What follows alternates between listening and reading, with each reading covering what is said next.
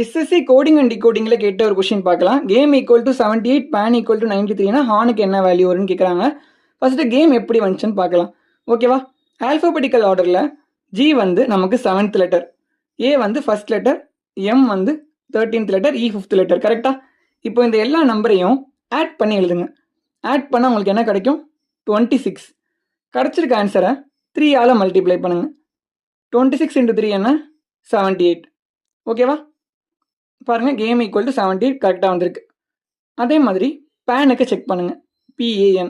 B வந்து alphabetical ஆர்டரில் 16th letter, ஏ first letter, என் வந்து 14th லெட்டர்.